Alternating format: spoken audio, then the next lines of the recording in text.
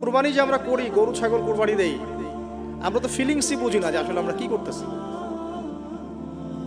কেন করছি, কার স্মৃতিতে করছি, না করলে কি হতো। তো এটা নিয়ে তো এই যে একটু আগে এক ভাই বলে গেলেন যে এগুলো নিয়ে যে বিভিন্ন মহলে অনেক সমালোচনা, পশু কুরবানি অমানবিক এই সেই, এগুলো তো চিন্তারই জায়গা নাই, এগুলো চিন্তার তো জায়গাই নাই আমাদের কাছে। কারণ এখানে সবচেয়ে বড় কথা ছিল নিজের জীবন কুরবানি করা, নিজের জীবনটা কুরবানি করা। নিজের জীবন না আছে, আল্লাহ আমার কাছে একটা খাসি চেয়েছেন, একটা গরু চেয়েছেন, একটা বাহিমাতুল আনআম চেয়েছেন। এখানে তো আমার নিজের জীবনটাই দেওয়ার কথা ছিল, ওটা না নিয়ে আল্লাহ পাক বলেছেন যে বাহিমাতুল আনআম একটা দিলেই হবে। তোমার কাছে ওটার গোশতও চাই না, চামড়াও চাই না, কিছুই চাই না, তাকওয়াটুকু চাই। তাতেই এত কথা। এটা দামি বা কত? 10-15 হাজার, বা একটা গরুর 50,000, 60,000, 1 লাখ টাকা। 1 লাখ টাকাকে আপনি সন্তানের মূল্য দিয়ে হিসাব করতে পারবেন? তো এখানে মূল জিনিসটাই হচ্ছে আল্লাহ পাকের হুকুম। আল্লাহ পাকের হুকুমই সবচেয়ে বড় কথা। আল্লাহ পাকের হুকুমের ফলেই নেকি হয়, অন্য কোনো কাজে নেকি। আল্লাহ পাক হুকুম দিয়েছেন বলেই। একটা এক্সাম্পল দিয়ে যা সামনে যাব। হাজিরা মিনায় রাত কাটাবে না, মিনায় এমনিতে হারাম শরীফে নামাজ পড়লে কত নেকি হয়? 1 রাকাত নামাজ পড়লে 1 লক্ষ নেকি হয়। মানে 1 ওয়াক্ত নামাজ পড়লে 1 লক্ষ ওয়াক্তের নেকি। হারামের কথা বলছি, কাবার কথা বলছি। আর মদিনায় তো 1000। তো কাবা ঘরে নামাজ পড়লে এত নেকি হয়। আল্লাহ রাব্বুল আলামিন এখান থেকে হাজিদেরকে বলেছেন যে মিনায় গিয়ে রাত কাটাতে হবে। এখানে হুকুমটা কি? মিনায় গিয়ে রাত কাটাতে হবে, এটা হজের একটা কাজের মতো অন্তর্ভুক্ত। মিনায় গিয়ে রাত কাটাতে হবে। কেউ যদি মনে করে যে মিনায় গিয়ে তো নামাজ পড়লে তো 1 লক্ষ রাকাত নেকি নাই, হারাম শরীফে নামাজ পড়লে 1 ওয়াক্ত পড়লে 1 লক্ষ ওয়াক্তের নেকি হয়, তা আমি হারামেই থেকে যাই, মিনায় যাব না। ও কি নেকি পাবেন? ওর হজই হবে না। এখানে নেকিটা বড় কথা না, বড় কথাটা কি? আল্লাহর হুকুম। আল্লাহ পাকের হুকুমের পিছনে কি নেকি আছে এটা আমি সংখ্যা দিয়ে কাউন্ট করতে পারবো না। আল্লাহ পাক হুকুম দিয়েছেন মানে সেখানে ইনফিনিটিভ নেকি আছে, ওটা 1 লক্ষ 2 লক্ষ 5 লক্ষ দিয়ে হিসাব করা যাবে না। এখানে কেন কুরবানি করছি? আল্লাহর হুকুম। যুক্তি বিজ্ঞান দর্শন খোঁজার দরকার নেই তো।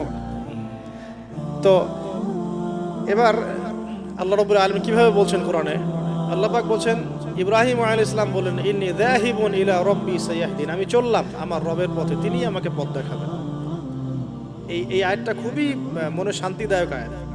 জীবনে অনেক কিছু হয়ে যাবে, কিন্তু এই আয়াতটা যদি তেলাওয়াত করতে পারেন ভিতরে ভিতরে, আল্লাহকে পাবেন। ইন্নী যাহিবুন ইলা রাব্বি সায়াহদিন, আমি ছুটলাম, আমি চললাম আমার রবের দিকে, তিনিই আমাকে পথ দেখাবেন। রব্বি হাবলি মিনাস সালিহিন, আল্লাহ আমাকে সুসন্তান দান করুন, সালেহীন সন্তান দান করুন। ফাবাশশারনাহু বিগুলামিন হালিম, আল্লাহ বলছেন আমি তাকে সহনশীল সন্তান দান করলাম, সহনশীল সন্তান দান করলাম। এবার ফালাম্মা বালাগা মাআহু সা'য়া, এবার যখন বাচ্চাটা বাবার সাথে দৌড়াদৌড়ি করা শিখলো, মানে এই যে 10, 12, 14 বছর বয়স, এই সময় বাচ্চাগুলো আরো বেশি আকর্ষণীয় হয়।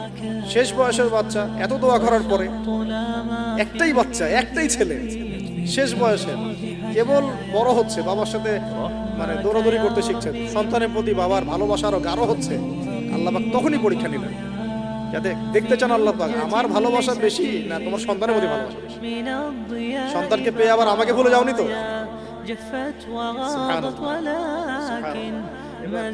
ফালাম্মা বালাগা মাআহু সা'য়া, যখন সন্তান ছোটাছুটি করা শুরু করলো, দৌড়াদৌড়ি করতে শিখলো, ক্বালা ইয়া বুনাই, ইব্রাহিম আলাইহিস সালাম বলছেন, হে আমার সন্তান, ইন্নী আরা ফিল মানামি আন্নী আযবাহুকা, আমি আমার স্বপ্নে দেখেছি আমি তোমাকে জবাই করছি।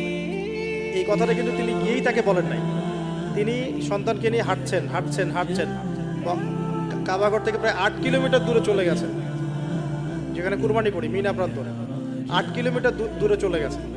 সেখানে গিয়ে তিনি বলছেন যে বাবা আমি স্বপ্ন দেখেছি আমি তোমাকে জবাই করছি। আগে কিন্তু বলেন নাই যে আমি স্বপ্ন দেখেছি তোমাকে জবাই করছি, চলো আমার সাথে। জেনে ইসমাইল আলাইহিস সালাম জেনে শুনে যাননি ওখানে যে আমাকে ওখানে গিয়ে জবাই করবে আব্বা, অ্যাটেম্পট নিবে। তিনি আগে জানতেন না, ইসমাইলও আগে জানতেন না। যখন তাকে নিয়ে গেছেন ওই স্পটে নিয়ে গেছেন যেখানে জবাই করবেন মনস্থ করেছেন, ওইখানে গিয়ে তিনি বলছেন যে ইন্নী আরা ফিল মানামি আন্নী আযবাহুকা, বাবা আমি স্বপ্নে দেখেছি আমি তোমাকে জবাই করছি। ফানজুর মাযা তারা, তোমার রায় কি আমাকে বলো। তুমি কি ভাবছো আমাকে বলো। যেমন বাবা আর যেমন বাবা তেমন সন্তানের চেয়ে এখানে বড় কথা হবে, যেমন মা তেমন সন্তান। মা বলেছিল এক সময়, আপনি কোথাও যাচ্ছেন আমাদেরকে ছেড়ে, তাই না? মনে আছে?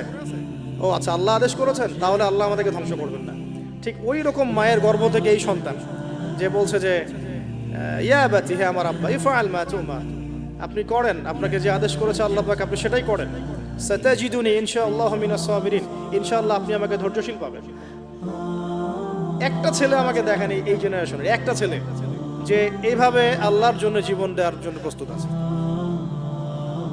দেওয়ার দরকার নেই জীবন, আল্লাহর জন্য জাস্ট 5 ওয়াক্ত নামাজটা পড়ুন, আল্লাহর জন্য 5 ওয়াক্ত নামাজ পড়ুন, ফজর সহ, আল্লাহর জন্য রেগুলার তাহাজ্জুদ পড়ুন। জীবন দেওয়া বহুত দূরের কথা, এটা হাইয়েস্ট লেভেল, এটা আমি বলতে চাচ্ছি না। আল্লাহর জন্য কোরআনটা হিফজ করেছে, একটা পড়া হিফজ করেছে, বা অ্যাটলিস্ট আল্লাহর জন্য কোরআন তেলাওয়াত করা শিখেছে, জাস্ট রিসাইট করা শিখেছে। আল্লাহর জন্য মানে কোনো মাদ্রাসায় বা কোনো উস্তাদের কাছে বা কোনো কোর্সে 6 মাস 1 বছর 2 বছর পড়াশোনা করেছে। আল্লাহর জন্য একটু দাওয়াতি কাজ করেছে, আল্লাহর জন্য একটা বই লিখেছে, আল্লাহর জন্য দিন প্রতিষ্ঠার কিছু চেষ্টা করেছে, মানে আল্লাহর জন্য কিছু করেছে। এই এখনকার যে হিউজ জেনারেশনটা আছে, লাখ লাখ কোটি কোটি ছেলে মেয়ে, এখান থেকে আপনি আমাকে 5% ছেলে মেয়ে ইনশাল্লাহ দিন কায়েম করে দিব বাংলাদেশে। 5% খুঁজে বের করে, প্রত্যেকটা ঘরে ঘরে একটা করে ছেলে আছে, ইয়ে বলতে পারে যে ইয়া আবাতি ফাআল মা তুমার সাতাজিদুনি ইনশাআল্লাহু মিনাস সাবিরিন। কি শিক্ষা মা দিয়েছেন ছেলে সন্তানকে, কি শিক্ষা মা দিয়েছেন সন্তানকে, কি শিক্ষা মা দিয়েছেন সন্তানকে। আর এরকম মাই বা কোথায় পাবেন, এরকম মাই বা কোথায় পাবেন? বাসায় বাসায় সব স্টার জলসা জি বাংলা মা এখন, হ্যাঁ ঘরে ঘরে এগুলা মা সব এখন স্টার জলসা মা, জি বাংলা মা, হলিউড বলিউড ঢালিউড সব ভর্তি। এদের তো কি, এদের জীবনটাই পাশবিক, এদের জীবনটাই পাশবিক। এমন মাদেরকে স্ত্রীদেরকে আমরা ঘরে নিয়ে আসতেছি, স্বামীর হায়াত কমে রেখে দিচ্ছে, সারাদিন দুনিয়া দুনিয়া দুনিয়ার দুনিয়া। হাজারার মতো মা ছাড়া কি ইসমাইলের মতো জেনারেশন আসবে কিনা বলেন দেখি? হাজেরা আলাইহিস সালামের মতো মা ছাড়া ইসমাইলের মতো জেনারেশন সম্ভব? আর ইসমাইলের মতো জেনারেশন না পেলে বাংলার জমিনে বা সারা বিশ্বে দিন প্রতিষ্ঠা হবে কোনদিনও সম্ভব? তো ইসমাইল আলাইহিস সালামের এই কথার পরে, এই কথা যখন বাবা তো এখন বুঝে ফেললেন যে আমার ছেলে তো যেই সেই ছেলে না, সে আবার ইনশাআল্লাহ বলেছে, ইনশাআল্লাহু মিনাস সাবিরিন ফালাম্মা আসলামা ওয়া তাল্লাহু লিল জাবিন। আল্লাহ পাক এত চমৎকার করে কোরআনের মধ্যে মানে আয়াতগুলোকে নিয়ে এসেছেন, বালাগাত এত উঁচু মানের। ফালাম্মা আসলামা, যখন তারা দুজনে আত্মসমর্পণ করলো। কিসের সামনে আত্মসমর্পণ করলো? আল্লাহর হুকুমের সামনে আত্মসমর্পণ। এটাই ইসলাম।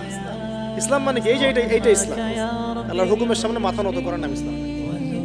আর আমরা তো প্রত্যেকটা কাজের পিছনে লজিক খুঁজি। নামাজ কেন পড়তাম, রোজা কেন রাখি, যাকাত কেন দিব? তো তোমাকে কেন খুঁজতে কে বলেছে? আল্লাহ বলেছেন তাই করব, রাসূল বলেছেন তাই করব। আল্লাহ নিষেধ করেছেন তাই করব না, রাসূল নিষেধ করেছেন তাই করব। এত যুক্তি দর্শনের কি দরকার?